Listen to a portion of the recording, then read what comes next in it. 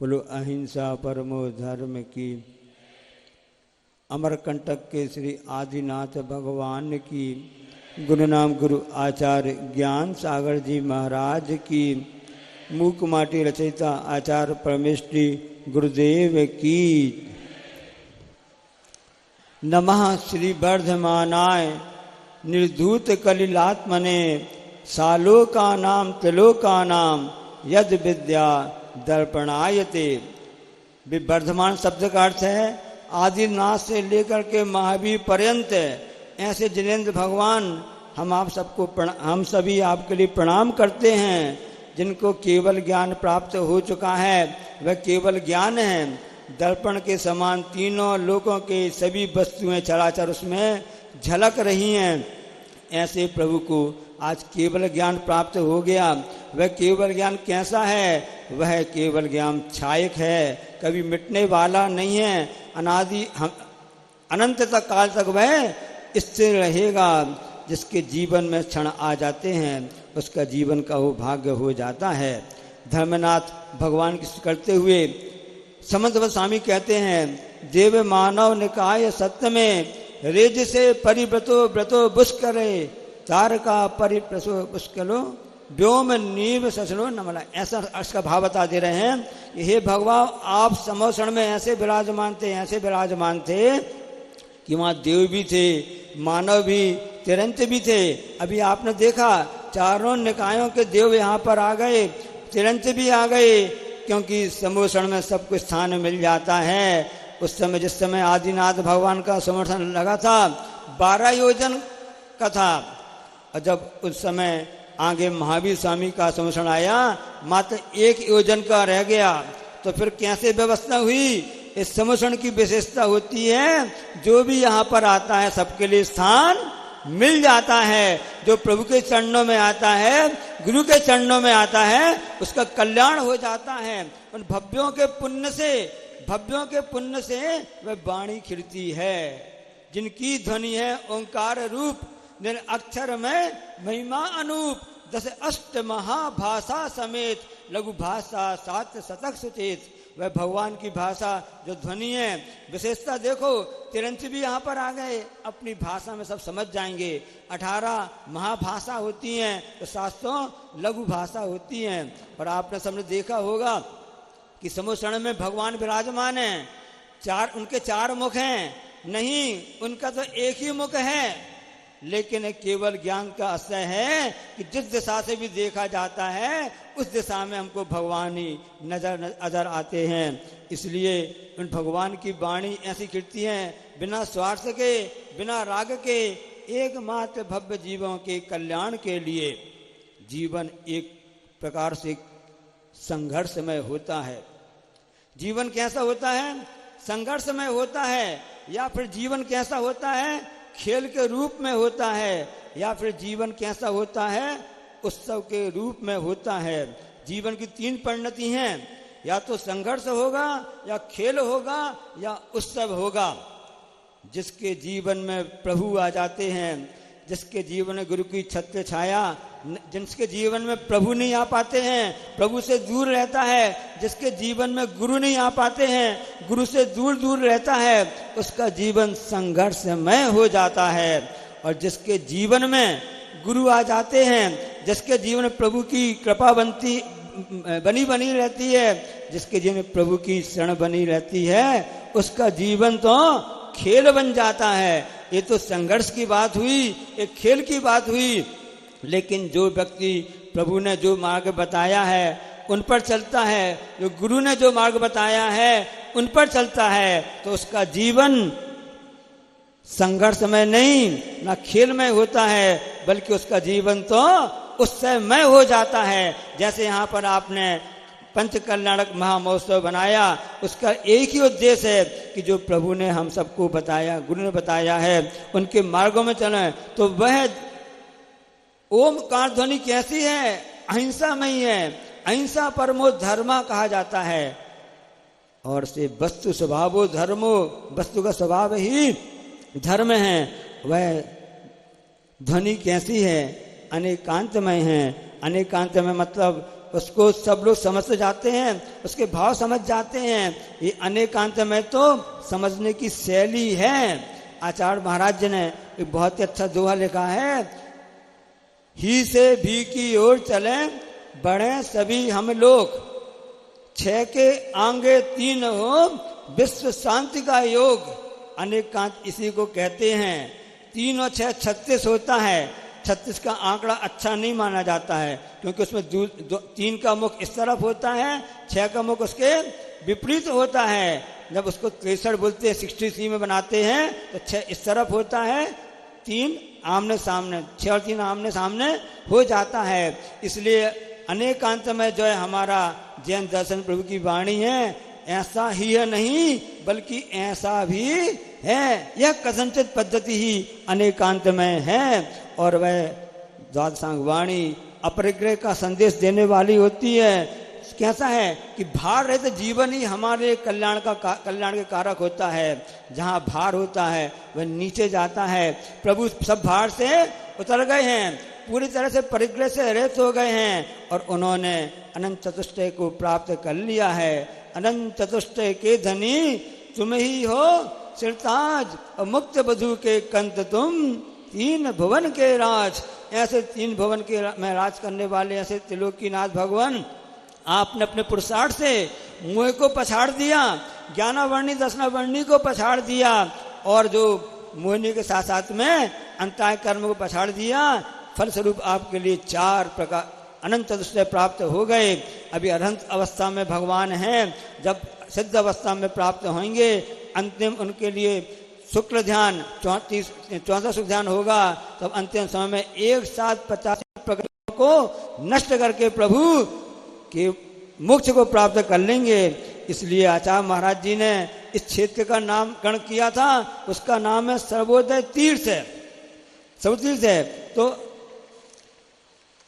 समंत भद्र स्वामी ने युक्तासन में जो पंक्तियां लिखी हैं वो हम हमको बता देते हैं। उसमें महाराज ने लिखा है, सर्वांत बद्धत गुण मुख्य कल्पम, सर्वांत शून्यम न मिथ्योनपेक्षम, सर्वोपदो मंत्र करम निरंतम, सर्वोदयम तीर्थमिदम तथैव, सर्वोदयम तीर्थमिदम तमेव।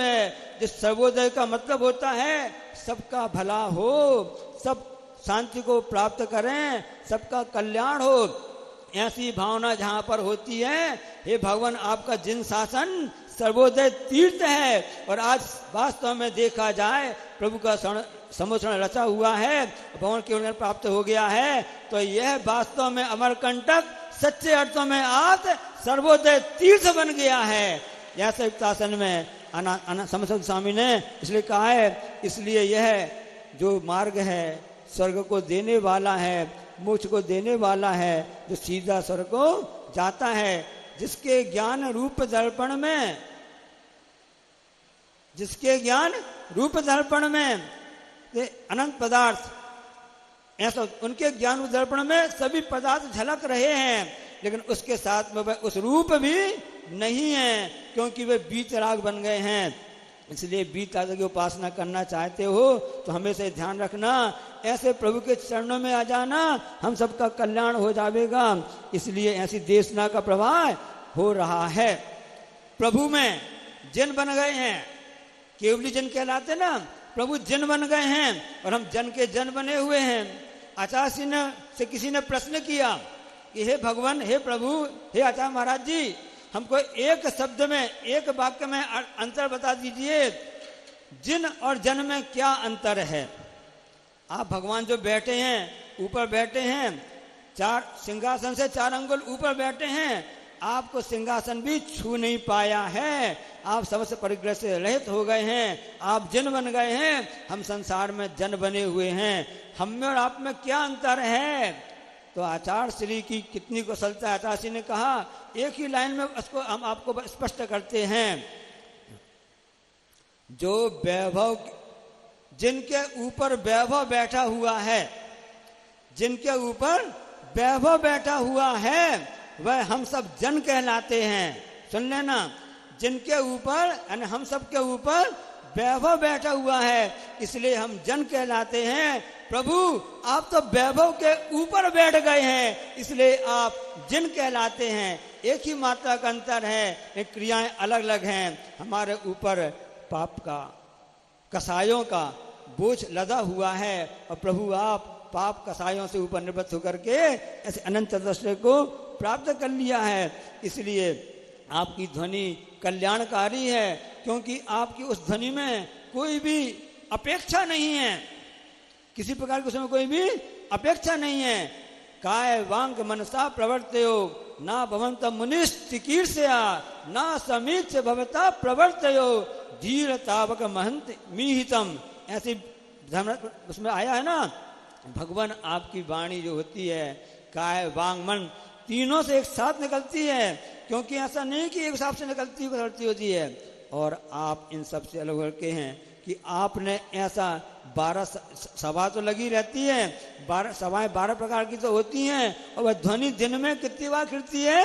4 बार खिलती है, 4 बार खिलती है ना, तो इस ढंग से तो उस खिलती रहती है। और यदि वह कहीं उसके लिए कोई पुण्यशाली जीव भव्य आत्मा भी आ जावे, उनके निमित्त से भी वह ध्वनि खिड़ जाती है। ऐसी ध्वनि जो बताती है अकर्तावाद बताती है। अकर्तावाद का मतलब ये होता है कि जैसा करोगे वैसा भरोगे, जो जैसा करते उसको वैसा ही फल मिलता है। यही अकर्तावाद है। कोई भी करने वाला हम स्वयं अपने आप में है, कोई बाहर करने वाला नहीं है। हमारे जैसे भाव परिणाम होते हैं वैसा ही होता है। हम यही आपसे कहना चाहते हैं। घड़ी तो आपने देखी है, घड़ी के अंदर कांटा अभी दिख रहा है आपके लिए, घड़ी में कांच भी लगा हुआ है, घड़ी में अंक भी बने हुए हैं, सब कुछ घड़ी में आपको दिख रहा है। और घड़ी में मशीन भी लगी हुई है, मूवमेंट होते ना, इसके बाद भी घड़ी समय नहीं बता रही है। क्या नहीं बता रही है? क्योंकि उसमें सेल, पेंसिल सेल होता है ना, उस सेल का अभाव है। हम सभी क्रियाएं कर लेंगे, लेकिन हम सेल रूपी भाव हमारे पास नहीं है, हम उस समय के पास नहीं जा सकते हैं। भगवान ने उस समय रूपी आत्मा को प्राप्त कर लिया है, वही तो समय सार है। और क्या सार है? जनवाणी का सार यही है, गुरु की वाणी का सार यही है, जो कि हम उस समय को प्राप्त कर सकें और वास्तव में अपने जीवन को एक उत्सव के रूप में मना सकें। या आपने पंचकन्याण महोत्सव उत्सव के रूप में बनाया है। वास्तव में यह स्वर्ग और मोक्ष को देने वाला रास्ता ही है, जो अहिंसामय है, अनेकांतमय है, अपरिग्रहवाद को लेकर आया है, अकर्तावाद को लेकर के आया है। यही 4 सूत्र है। वस्तु स्वभावो धर्मो, वस्तु का स्वभाव ही धर्म है। और आगे ये भी कहा गया है, चारित्रो खलु धम्मो, और चारित्र्य ही वास्तव में धर्म है। जो मार्ग में आगे बढ़ जाता है उसका जीवन वास्तव में उत्सव बन जाता है। सभी का जीवन उत्सव बने, यही भावना भाता हूँ। ध्यान रखना, जिस समय आदिनाथ भवन संरक्षण लगा हुआ था, उस समय से वीर हिमाचल तैन श्री गुरु गौतम के मुखे कुंड धरी है। उस समय से जिनवाणी का प्रवाह होता होता आ रहा है। वह दीपक ज्ञान रूपी अभी भी जल रहा है। महावीर स्वामी के समय भी चलता आ रहा है, आगे भी जलता रहेगा। भला ही दीपक की लौ कम हो जाए, तो दीपक कभी बुझ नहीं सकता है। एक ज्ञान की ऐसी महत्व है। इसलिए आप जब भी चलें तो आपके साथ में आसमान भी चले। आप जब भी चलें तो आपके साथ में आसमान भी चले, धरती भी चले और बियाबान भी चले। धरती भी चले और बियाबान भी चले। दीप जो अहिंसा का हम सब ने मिलकर जलाया है, प्रभु आपने जो अहिंसा का दीपक यह जलाया हुआ है, वह बुझ नहीं सकेगा, चाहे कितना भी तूफान चले, वह कितना भी तूफान चले। इसलिए हम आपसे कहना चाहते हैं, उस समय घटना देखो। इस संवत्सर में मानसम की रचना हुई है। जिस समय आदिनाथ भगवान का स्वर्ण की रचना हुई थी, उस समय मानसम की ऊंचाई कितनी थी? 23,925 धनुष थी। 23,925 धनुष थी। जब महावीर स्वामी का स्वर्ण की रचना हुई तो उस समय 499 धनुष हुई थी। इतना अंतर आ गया, तब भी अहिंसा धर्म तो ज्यों का त्यों है। 5 वास्तव में मुख्य अहिंसा धर्म है। सत्य, अचौर्य, अस्तेय और जितने अपरिग्रह है, जो तो उसकी बाड़ी के समान है। इसलिए अहिंसा देवता की रक्षा करना, उनका पूजन करना, उसकी उपासना करना ही हम सबका लक्ष्य होता है। इसलिए अहिंसा परमो धर्म की जय। अंत में 4 पंक्तियों के साथ में आज आचार्य महाराज जी नहीं आए, उनके परोक्ष में हम सबको यहाँ पर हम सब नमोस्तु करते हुए ये प्रार्थना करते कि भगवान जैसा समो क्षण में प्रभु ने केवल ज्ञान प्राप्त कर लिया है, हे गुरुदेव आप भी अति शीघ्र इस पद को प्राप्त करें। ऐसी भावना भाते हुए हम यही कहना चाहते हैं। आचार्य श्री चरण में 4 पंक्तियां। किए जब दर्शन सोचने लगा ये मन, प्राण में बस की तुझे मैं ही मेरे प्राण हैं। आत्मा की गति को प्रगति प्रतिपल दे जो, तेरे पास मंत्र कोई भेद विज्ञान है। तो तन से दिगंबरत आत्मा में अमृत, वचन में तत्व के महत्व का बखान है। यत तत्व सारवत भोज पत्र में लिखूंगा, यत तत्व सारवत भोज पत्र में लिखूंगा। विद्यासागर वर्तमान का तू वर्धमान है, विद्यासागर वर्तमान का तू वर्धमान है। बोलो अहिंसा परमो धर्म की। आचार्य परमेश्वरी गुरुदेव श्री विद्यासागर जी महामुनि राज की। 1452 गणधर परमेश्वरी भगवंतों की जय। आज सर्वोदय तीर्थ नाम सार्थक हुआ। सुनते थे जहाँ समोसन लगता है वहाँ गंधोदक की वृष्टि होती है, हो रही है। अकेले मनुष्य ही नहीं, ऊपर से देव भी प्रसन्न हो रहे हैं और मंद मंद गंधोदक की वृष्टि करके प्रस्थान कर चुके हैं। अब बोलो अतिशय है क्या नहीं। कल आपने गुरु महाराज के कर कमलों से दीक्षा देखी थी, दे रहे थे। ज्ञान कल्याण की क्रियाएं दिखाई नहीं जाती, तो यहाँ भी नहीं दिखाई गई। तो वहां भी जब विधि नायक भगवान गए, हाँ। गुरु महाराज ने अपने कर कमलों से सारे संस्कार विधि करते हुए प्रभु को केवल ज्ञान कराया। अब गुरुदेव की तपस्या का प्रभाव ऊर्जा स्थापित हो और केवल ज्ञान हो और अतिशय ना हो तो सर्वोदय किस काम का। जा वाणी के ज्ञानते सूझे लोकालोक, सो वाणी मस्तक सदा दिलोक। हे जनवाणी भारती तो जपो दिन रैन, जो तेरो शरणा गए सो पावे सुख चैन। नौ वर्ण मुकर। अब राजा श्रेयांश, राजा सोम, भरत और बाहुबली समोसन की चारों दिशाओं में अर्घ चढ़ाना है। तो महायज्ञ नायक और चारों यज्ञ नायक मंडल के सामने अर्घ